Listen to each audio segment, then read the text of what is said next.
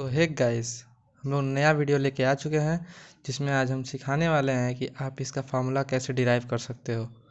एकदम इजी से easy way में हम इसका डेरिवेशन देंगे आपको। बट उसके पहले मैं आपको कुछ एग्जम्पशन बता देना चाहता हूँ जो इसके लिए हम लोग बस मान रहे हैं। वो एग्जम्पशंस नहीं है, वो प्रूफ हैं। बट हमने YDSC से अपना स्टार्ट किया है, तो मैं YDSC के कुछ प्रूफ्स बता देता हूँ आपको जो पहले हो चुके हैं। जैसे होता है कि डेल्टा एक्स का मतलब होता है पाथ डिफरेंस। पाथ डिफरेंस से हमारा ये मतलब है कि ये जो आपको जो वेवलेट्स दिख रही हैं, ये एक वेवलेट्स है।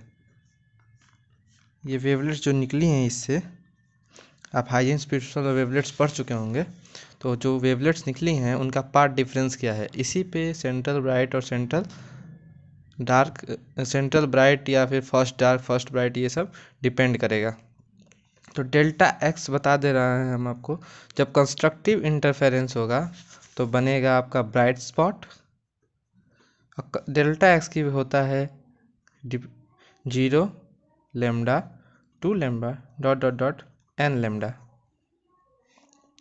और जब डेल्टा एक्स लेमडा बाई 2 हो, 3 लेमडा बाई 2 हो, या 5 लेमडा बाई 2, या फिर 2n-1 लेमडा बाई 2, तो दिखेगा हमें, तो डिस्ट्रक्टिव इंटरफेरेंस शो होगा जो कि डार्क स्पॉट बनाएगा।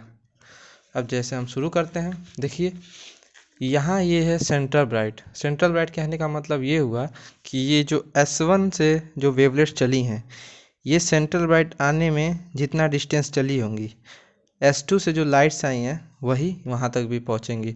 उनका पाथ सेम होगा। मतलब अगर एग्जाम्पल के थ्रू लिया जाए तो अगर एक आदमी 10 मीटर चलता है और एक पेड़ तक पहुँचता है, दूसरा आदमी भी 10 मीटर चल के उस पेड़ तक पहुँचता है, तो दोनों का पाथ डिफरेंस 0 है। उसके पाथ में कोई डिफरेंस नहीं है, इसलिए वहाँ वो लोग मैक्सिमम होगा और वहाँ सेंट्रल ब्राइट दिखेगा हम लोग को, सेंट्रल ब्राइट। क्योंकि जैसा कि हमने बताया है, डेल्टा एक्स की कंडीशन जब 0 होगा डेल्टा एक्स, तो हमें सेंट्रल ब्राइट दिखेगा।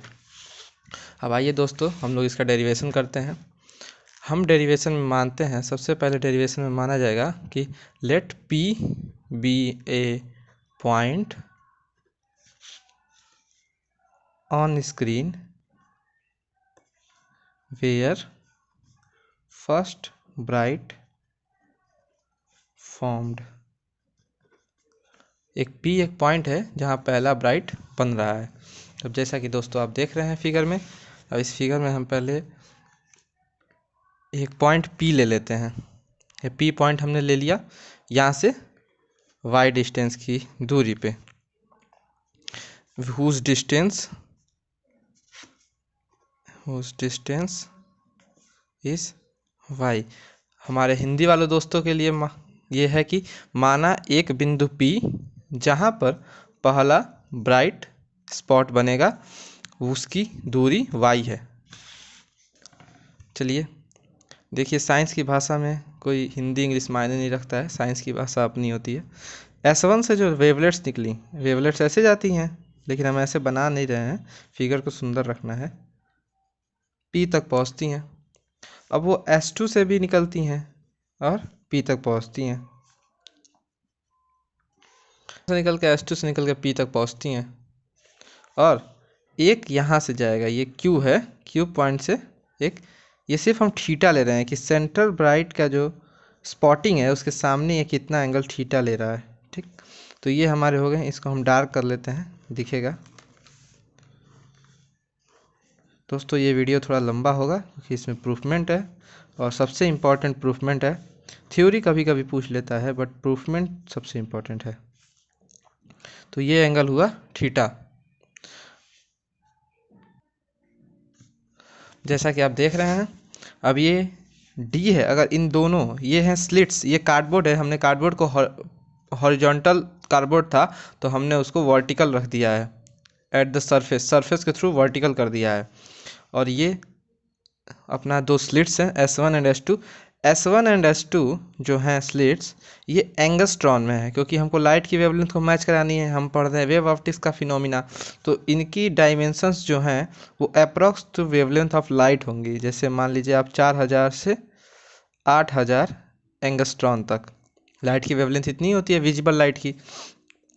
और ये जो डी डिस्टेंस है ये है 1 mm। ये एक्चुअली हमेशा mm में ही होता है, हम लोग के बुक में भी mm में ही दिया है, लेकिन कभी कभी ये mm में ना होके सेंटीमीटर्स में भी हो सकता है। बट इस डिस्टेंस को बहुत छोटा रखते हैं। सेंटीमीटर्स में अगर ये देगा तो माइनस पे देगा, जैसे कि लिख देगा 10⁻³ सेंटीमीटर, ऐसे करके दे देगा आपको, तो आप कंफ्यूज मत होइएगा, वो 1 mm ही बोलना चाहता है। और ये जो डिस्टेंस डी है ये होता है मीटर्स में। ये distance between screen and distance between slits to screen है ये, जिसका मीटर्स में होता है। 1 मीटर भी हो सकता है, 2 मीटर भी, अकॉर्डिंग टू क्वेश्चन। और जब ये डिस्टेंस d है तो ये डिस्टेंस भी d होगा। तो हम यहाँ d लिख चुके हैं। अब इसके बाद देखिए हम क्या करते हैं। हमें मालूम है कि S2P, देखने से ही लग रहा है कि S2P S1P से बड़ा होगा। तो अगर दो लाइंस पैरेलल हैं और बराबर नहीं हैं, अगर कोई भी दो लाइंस पैरेलल होती हैं और बराबर नहीं होती हैं, तो कोई लाइन किसी से कितनी बड़ी है इसके हम निकाल सकते हैं। अगर छोटी लाइन से बड़ी लाइन पर परपेंडिकुलर डाला जाए तो ये लाइन इतनी बड़ी हुई। ऐसे ही यहाँ पे भी यही होगा, इस लाइन से हम इस लाइन पर परपेंडिकुलर डालेंगे। और देखिए दोस्तों, ये mm में है, ये एंगस्ट्रॉन में है, और ये डिस्टेंस बहुत बड़ा है। mm के तुलना में मीटर बहुत बड़ा होता है, इसलिए ये जो रेस दिख रही हैं आपको, ये तीनों की तीनों रेस पैरेलल होंगी। ये एक एजम्पशन है। एजम्पशन ऐसे है कि आप अपने घर में भी कर सकते हैं। आप 3 धागे ले लीजिए, उनको बहुत पास पास कहीं बांध दीजिए, लेकिन एक जगह मत बांधिएगा, और उसको खींच कर दूर लेके जाइए। आपको ऐसा लगेगा कि तीनों एक ही जगह बंधे हुए हैं। वही चीज़ यहाँ पे भी है। तो अगर ये एंगल थीटा हुआ तो ये परपेंडिकुलर हमने डाल दिया, तो ये 90, तो ये भी 90। इतना समझ में आ रहा है आपको? अब हम एक ये ले लेंगे, ये हमने ऐसे ही खिंचाई, एजम्पशन पे खींच सकते हैं आप। अगर ये एंगल थीटा है और ये लाइंस पैरेलल हैं तो ये भी थीटा होगा। अगर ये थीटा है तो हम जानते हैं कि ये 90 डिग्री है, तो ये 90 माइनस थीटा हो गया। और अगर ये 90 माइनस थीटा हुआ, ये 90 डिग्री है, तो ये थीटा हो गया। अब जैसे ये थीटा हुआ तो हम लोग निकाल सकते हैं, यहाँ लिख सकते हैं, in triangle S1 S2 R, sorry दोस्तों ये R होगा, ये पॉइंट R होगा, S1 S2 R sine theta equal to क्या लिख सकते हैं हम, S2R upon S1 S2 perpendicular upon hypotenuse. तो sine theta is equal to S2R। ये क्या है? ये इसका पथ है, ये इसका पथ है, ये जो बचा ये है पाथ डिफरेंस। तो ये होगा डेल्टा x, जैसे कि दोस्तों मैंने बताया था पाथ डिफरेंस डेल्टा x होता है। और डेल्टा x अपॉन ये डिस्टेंस कितना है, d, मैंने अभी आपको बताया था d होता है इसका डिस्टेंस। दोस्तों वो पेज तो भर गया, मैं नया पेज लेके आ चुका हूँ। तो हमने क्या लिखा था, sine theta is equal to delta x by d.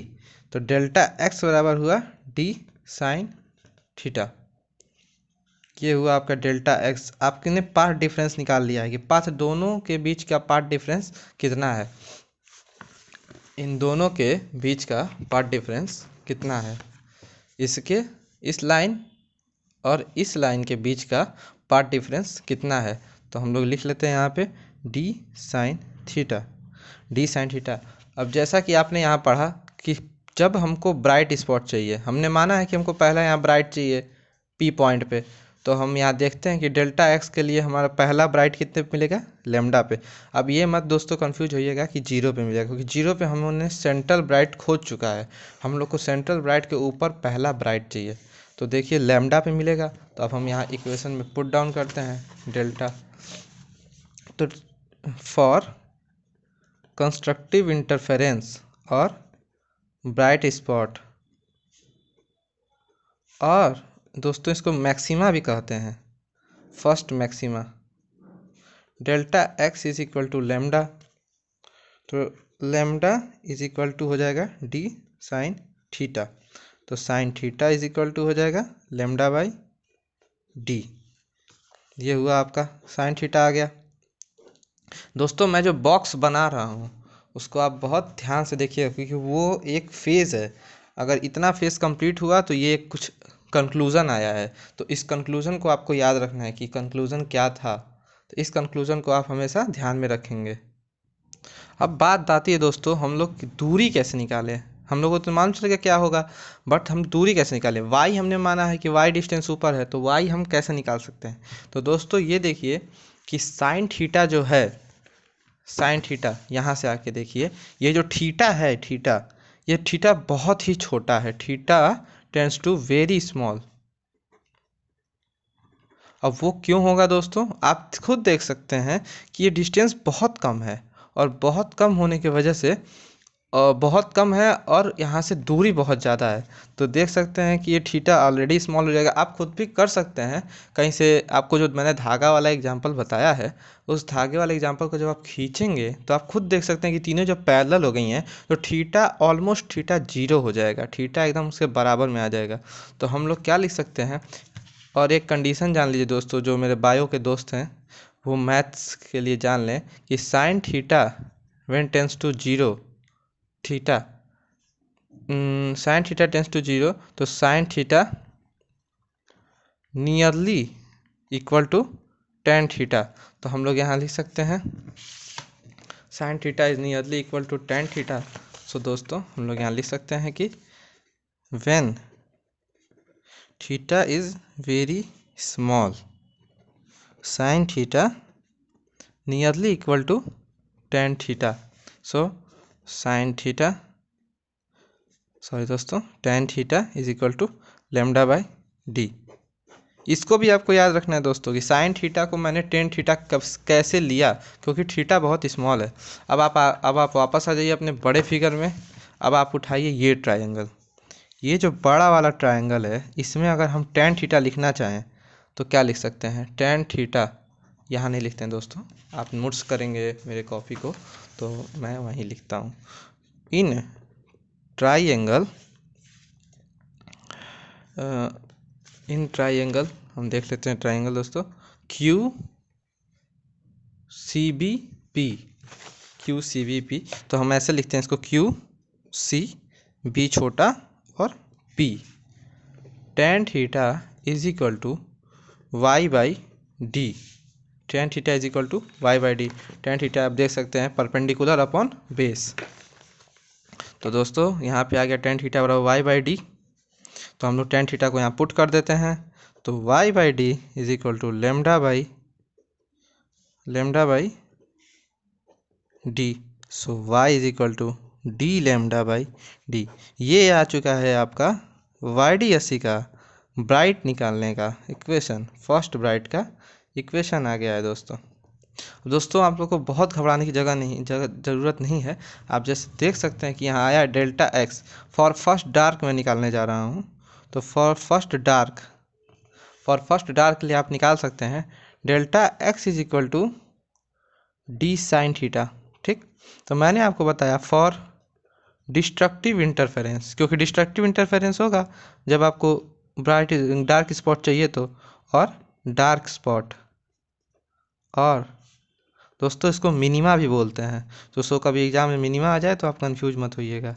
So delta x is equal to lambda by two, पहले डार्क के लिए इक्वेशन है लेमडा बाई टू, तो lambda by two is equal to d sine theta. तो sine theta is equal to lambda by two d when, so दोस्तों same to same होगा जैसे आपने सीखा है, same to same. When theta is very small, so tan theta is equal to sin theta nearly equal to tan theta, so tan theta equal to lambda by बड़ा वाला D होगा, sorry दोस्तों ये बड़ा वाला डी होगा, ये नहीं, ये तो स्मॉल डी ही होगा, सॉरी दोस्तों कंफ्यूज हो रहा हूँ मैं। tan theta is equal to lambda by two d. जैसा कि आप देख लिए हैं। अब इन ट्राइंगल फिर से वही triangle Q C B P लिया जाएगा, वहाँ पे भी लिखा जाएगा tan theta is equal to y by d. So y by d is equal to lambda by 2d। तो y is equal to d lambda by 2d। ये हो गया फॉर फर्स्ट डार्क। और दोस्तों सेम ऐसे ही होगा, y is equal to 2d lambda by d हो जाएगा जब सेकंड निकालेंगे, तो y थर्ड के लिए हो जाएगा 3d लेमडा बाई डी। और nth के लिए, जनरल के लिए, nth के लिए nd लेमडा बाई डी। इसको याद रखिएगा दोस्तों, आपके YDSC के कॉन्सेप्ट या क्वेश्चन कभी नहीं छूटेंगे। y थर्ड, y सेकंड के लिए 3/2 d lambda by D. y third के लिए 5/2 d लेमडा बाई डी। और y nth के लिए 2n-1 d lambda by d. ये हुआ दोस्तों आपका डेरिवेशन। तो दोस्तों आपने देखा कि मैंने इसका पूरा डेरिवेशन कर दिया है, और अब चाहें तो आप इसको पॉज करके नोट भी कर सकते हैं, और इसको जल्द से जल्द कॉपी करें और अपने एग्ज़ाम पर्पज़ के लिए प्रिपरेशन करें। मैं आपको खुद दिखाना चाहता हूँ इसके आए हुए क्वेश्चन, आप खुद देख लीजिए दोस्तों। मैं अपना बुक दिखा देता हूँ आपको, आप खुद देखिए कि 2020 में ये क्वेश्चन पूछे गए थे, 2014, 2012, 2018, 2014, 2016, 2009, 2018, 2015, 2018। इसमें ये है कि ये क्वेश्चन अलग अलग करके पूछे गए थे, लेकिन ये सारे क्वेश्चंस का कॉन्सेप्ट यही है, सेम टू सेम कॉन्सेप्ट है। और आप लोग इस चैनल को लाइक करें, सब्सक्राइब करें, और इसको जल्दी से जल्दी नोट डाउन करें। यह नोट करने में आपका ही फ़ायदा है, क्योंकि मैं इसको एग्ज़ाम पर्पज़ के लिए बना रहा हूँ, और एग्ज़ाम पर्पज़ में हम खुद जानते हैं, हम खुद प्रिपरेशन करते हैं, तो हमको मालूम है कि लड़के इतने बड़े बड़े वीडियो नहीं देख पाते हैं, इसलिए छोटे वीडियो बनाने चाहिए। दोस्तों वीडियो थोड़ा लंबा हो गया है क्योंकि डेरिवेशन बड़ा है और बहुत ही इंपॉर्टेंट डेरिवेशन है। अगला वीडियो मैं छोटे छोटे टर्म्स बनाने वाला हूँ, जैसे कि कोहेरेंट सोर्सेस क्या होते हैं। यह 1-1, 2-2 नंबर में पूछे जाने वाले क्वेश्चन है, इसी के क्वेश्चन है, इंटरफेरेंस के क्वेश्चन है, YDSC के क्वेश्चन हैं। और उसके बाद हम पढ़ेंगे न्यूटन की कॉर्पस्कुलर थ्योरी और हाइजेंस का प्रिंसिपल कैसे ऑब्स्ट्रक्ट किया था न्यूटन की कॉर्पस्कुलर थ्योरी को। और इस चैनल को लाइक करें दोस्तों, सब्सक्राइब करें। मैं अगला वीडियो लेके हाजिर होता हूँ।